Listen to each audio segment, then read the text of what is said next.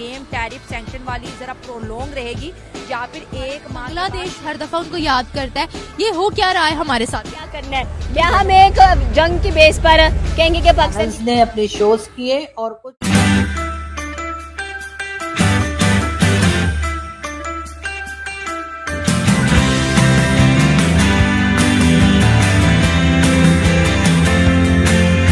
देखिए मैडम, बात यह है कि जब आप दुनिया में फकीर मशहूर हो जाते हैं, हमारे हुक्मरान जो है वो दूसरों मुल्कों से इमदाद मांग के ऐड मांग के वो खुद खा जाते हैं और वो बोझ हमारे अवाम पर पड़ता है। तो अब हमारी इंटरनेशनली जो हैसियत है वो एक बेगर किसी है, भकारी किसी है। तो अब कोई मुल्क जो है उन्हें पता है कि हम किसी की मदद करने के काबिल ही नहीं है। और दूसरी मैडम बात ये होती है कि अगर हम लोकल सतह पे देखें, खानदान में देखें, रिलेटिव्स में देखें, तो वो बंदा जो किसी की मदद करता है वो उनके लिए अच्छा होता है।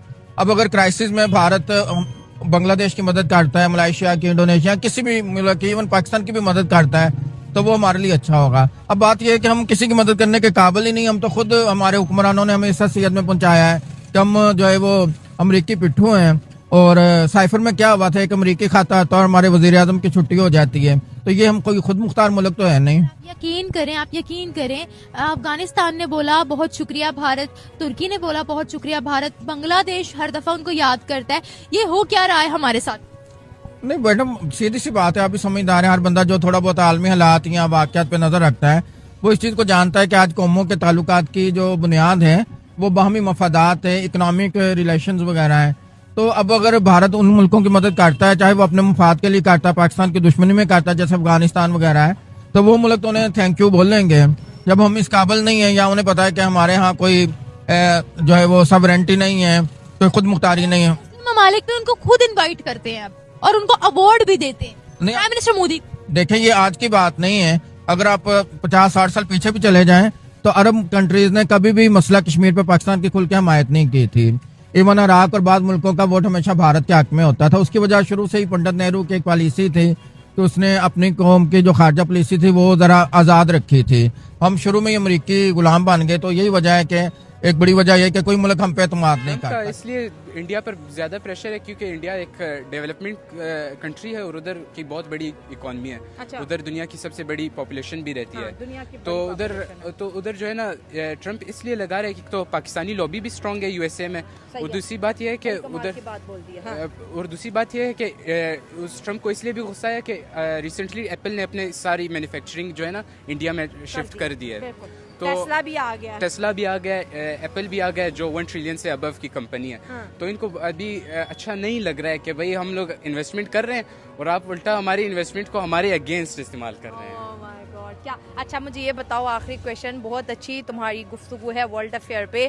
आपको क्या लगता है कि जो एक ट्रेड वॉर है जिसमें ट्रम्प अपना जोर लगा रहा है और दुनिया मुझे लीडर माने और इंडिया रेजिस्ट कर रहा है और दुनिया इस इवन दो पाकिस्तान के अंदर बहुत से लोग जो इकोनॉमिस्ट हैं, जो आपकी तरह वर्ल्ड अफेयर को पढ़ते हैं, उनका ये कहना है कि हमारे लिए एज अ एशियन बड़े प्राउड की बात है कोई सुपर पावर को शट अप बोल देता है, वरना एशियन कंट्री बहुत जल्द अमेरिका के इन्फ्लुएंस में आ जाती हैं, प्रेशराइज हो जाती हैं। तो आपको क्या लगता है ये गेम टैरिफ सैंक्शन वाली ज़रा प्रोलॉन्ग रहेगी या फिर 1 माह के बाद सेम लाइक ट्रम्प एक यू टर्न लेंगे जैसे उसने चाइना के मामले में किया था और बोला कि 90 दिन तक टैरिफ नहीं लगाएंगे, फिर देखेंगे, फिर अगले 90 दिन कहेगा नहीं करे, क्योंकि आप सबको पता है कि अमेरिका चाइना के ऊपर टैरिफ नहीं लगा सकता है क्योंकि चाइना ने अमेरिका की गर्दन दबोच रखी है। देखें, सबसे पहले ये बात जानना जरूरी है कि टैरिफ लग क्यों रहे हैं। हाँ। टैरिफ इसलिए लग रहे हैं कि ट्रम्प साहब कह रहे हैं कि भाई हम दूसरी कंट्री पर इसलिए टैरिफ्स लगा रहे हैं कि उनकी प्रोडक्ट महंगी हो जाए। हाँ।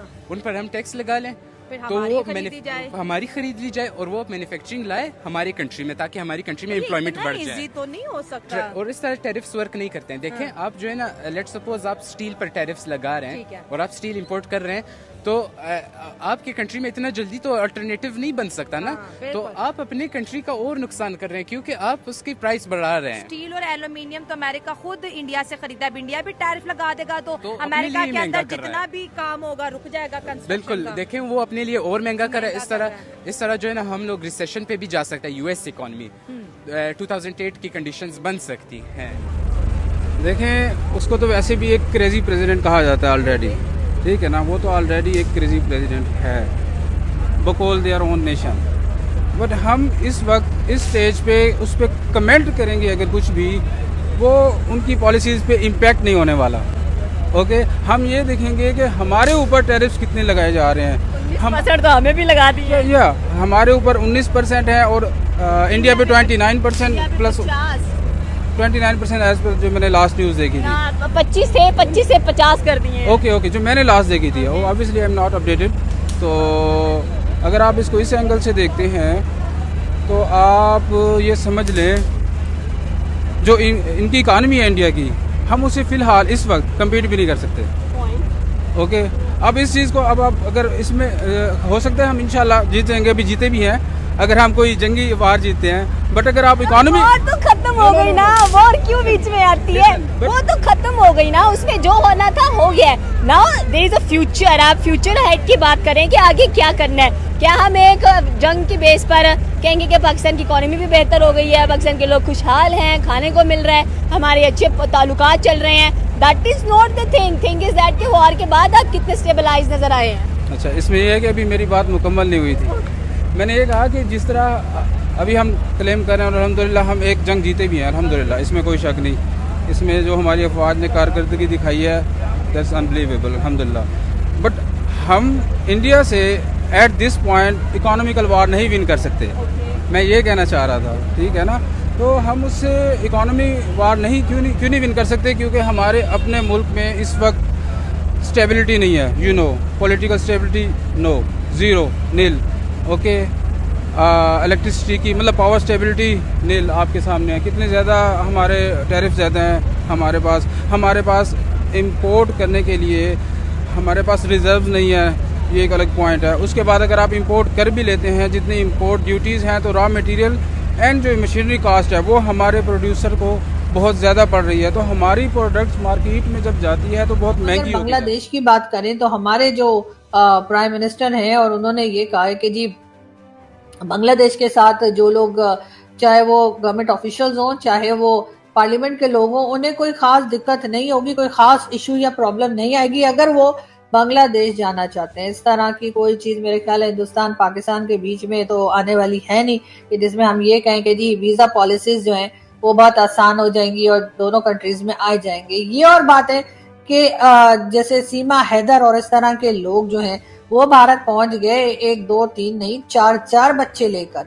और ऐसे में अगर भारत ये कहे कि जी आप यहाँ से यानी पाकिस्तान के यहाँ से जो है घुसपैठिए आ जाते हैं, या आप यहाँ से नॉन स्टेट एक्टर या स्टेट एक्टर आ जाते हैं और कश्मीर के रास्ते आ जाते हैं या किसी और रास्ते आ जाते हैं, तो सबसे बड़ी बात तो ये कि आप लोगों ने उस वक्त क्या किया जिस वक्त सीमा हैदर पहुंची 4 बच्चों के साथ। मेरा ख्याल है कुछ खास नहीं हुआ। हाँ, कुछ यूट्यूबर्स ने वीडियोस बनाई, कुछ टीवी चैनल्स ने अपने शोज किए और कुछ मंथ्स जो है ये सिलसिला चलता रहा, ये डिबेट चलती रही, लेकिन उसके बाद हुआ कुछ भी नहीं।